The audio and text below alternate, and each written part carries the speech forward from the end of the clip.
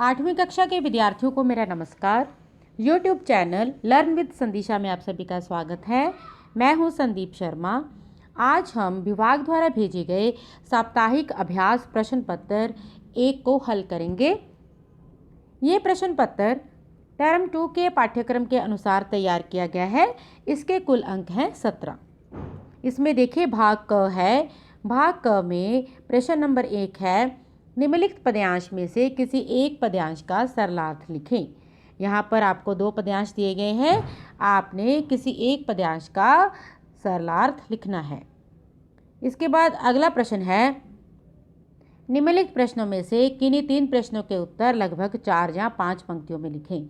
यहाँ पर आपको 5 प्रश्न दिए गए हैं, आपने किन्हीं 3 प्रश्नों के उत्तर 4 या 5 पंक्तियों में लिखने हैं। तो चलिए बच्चों, अब हम इस प्रश्न पत्र को हल करते हैं।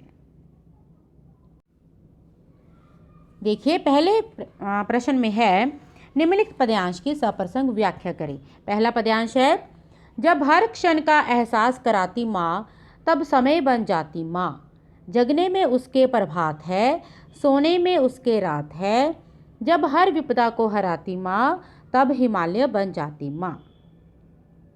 किसी भी पद्यांश की व्याख्या करने से पहले हम उसका प्रसंग लिखते हैं। प्रसंग में लिखेंगे, ये पंक्तियाँ डॉक्टर मीनाक्षी वर्मा द्वारा रचित हैं, जिन्हें माँ कविता से लिया गया है। इनमें माँ का गुणगान किया गया है। व्याख्या है, जब हर क्षण का एहसास कराती माँ तब समय बन जाती माँ। इन पंक्तियों का अर्थ है कि जब माँ हर क्षण का एहसास कराती है तब वह समय बन जाती है। जगने में उसके प्रभात है, इसका अर्थ है उसके जाग जाने में ही सवेरा होता है। सोने में उसके रात है और उसके सो जाने से ही रात हो जाती है, अर्थात माँ से ही मानो दिन रात चलते हैं। जब हर विपदा को हराती माँ तब हिमालय बन जाती माँ। इसका अर्थ है जब माँ जीवन में प्रत्येक विपत्ति को हरा देती है तब वह हिमालय के समान महान बन जाती है। एक बार फिर से देखिए व्याख्या। कवित्री कहती है कि जब माँ हर क्षण का एहसास कराती है तब वह समय बन जाती है, उसके जाग जाने में ही सवेरा होता है और उसके सो जाने से ही रात हो जाती है, अर्थात माँ से मानो दिन रात चलते हैं। जब माँ जीवन में प्रत्येक विपत्ति को हरा देती है तब वह हिमालय के समान महान बन जाती है। अगला पद्यांश है, होगी शांति चारों ओर एक दिन, हो मन में होगी शांति चारों ओर एक दिन, हो मन में है विश्वास, पूरा है विश्वास, होगी शांति चारों ओर एक दिन। इसका प्रसंग है, प्रस्तुत पंक्तियाँ गिरिजा कुमार माथुर द्वारा लिखित होंगे कामयाब नामक कविता में से ली गई हैं। प्रस्तुत पंक्तियों में कवि ने आत्मविश्वास को सफलता का मूल मंत्र माना है। व्याख्या है, कवि कहता है कि एक दिन चारों ओर शांति होगी, हमें मन में यह भरोसा है, हमें पूरा भरोसा है कि एक दिन चारों ओर शांति अवश्य होगी। इन पंक्तियों में विशेष है, कवि को विश्वास है कि एक दिन संसार में अमन चैन जरूर होगा। अगले प्रश्न में है, निम्नलिखित प्रश्नों के उत्तर 4 या 5 वाक्यों में लिखें। प्रश्न है, पेड़ किस प्रकार वायुमंडल को शुद्ध करते हैं? इसका उत्तर है, पेड़ प्रकाश संश्लेषण की क्रिया द्वारा कार्बन डाइऑक्साइड गैस को सोख लेते हैं तथा ऑक्सीजन गैस को वायुमंडल में छोड़ते हैं, जिससे वायुमंडल शुद्ध होता है। एक बार फिर से देखिए इसका उत्तर।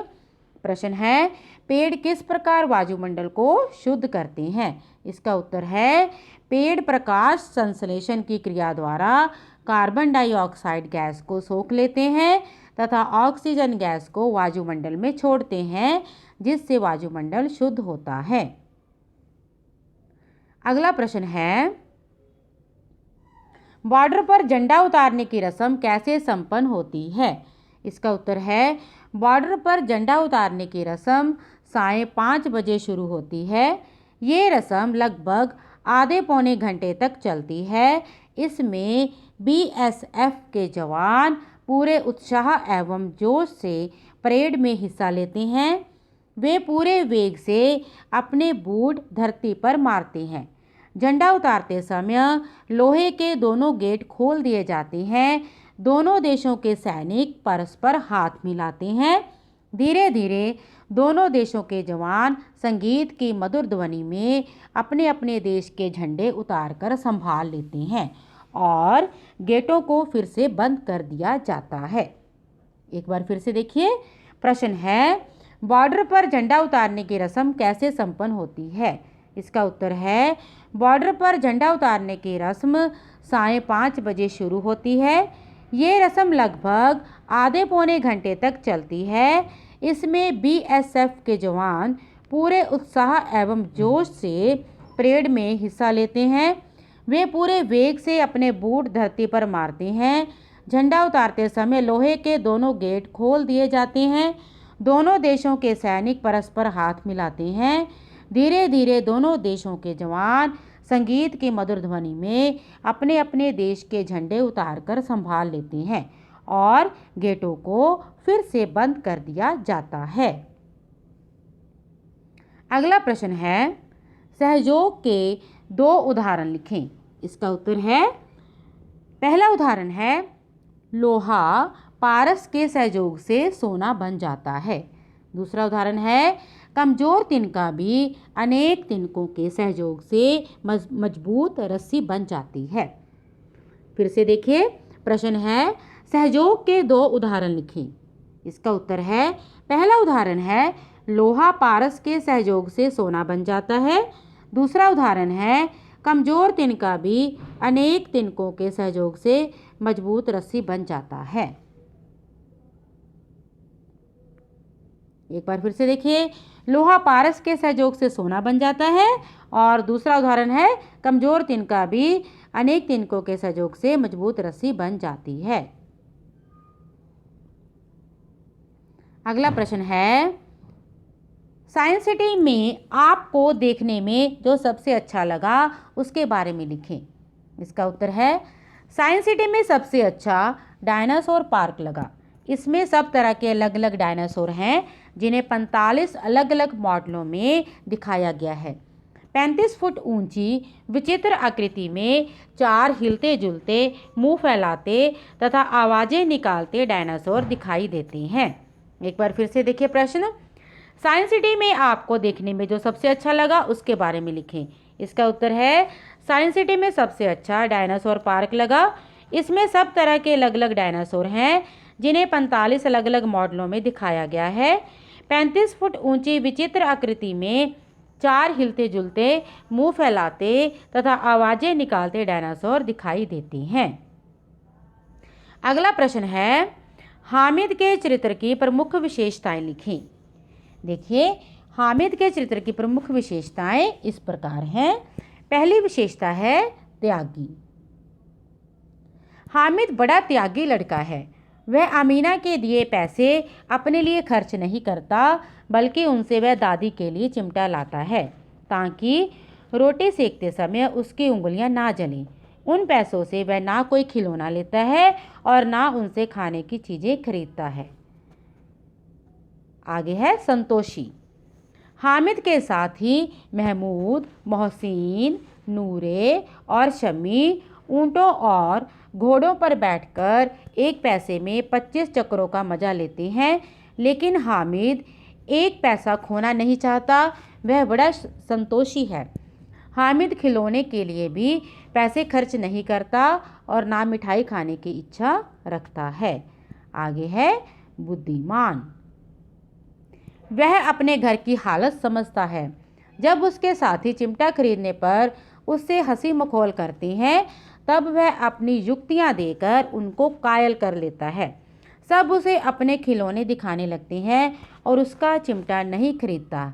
इससे उसकी बुद्धिमत्ता प्रकट होती है। यहाँ पर थोड़ी सी मिस्टेक हो गई है। यहाँ जो लाइन है ये, सब उसे अपने खिलौने दिखाने लगते हैं और उसका चिमटा यहाँ पर नहीं खरीदता। यहाँ ये नहीं आएगा, यहाँ पर आएगा उसका चिमटा देखते हैं।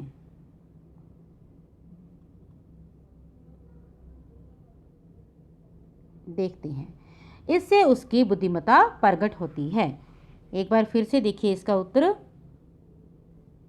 हामिद के चरित्र की प्रमुख विशेषताएं लिखें। हामिद के चरित्र की प्रमुख विशेषताएं इस प्रकार हैं। पहला है त्यागी।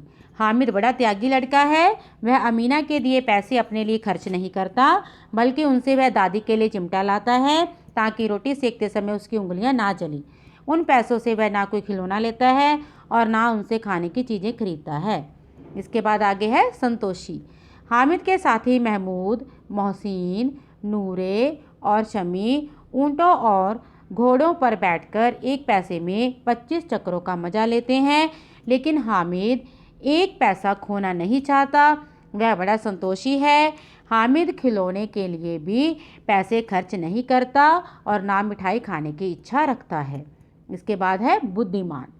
वह अपने घर की हालत समझता है। जब उसके साथी चिमटा खरीदने पर उससे हंसी मखौल करते हैं, तब वह अपनी युक्तियां देकर उनको कायल कर लेता है। सब उसे अपने खिलौने दिखाने लगते हैं और उसका चिमटा देखते हैं। यहाँ पर लिखना है आपने देखते हैं।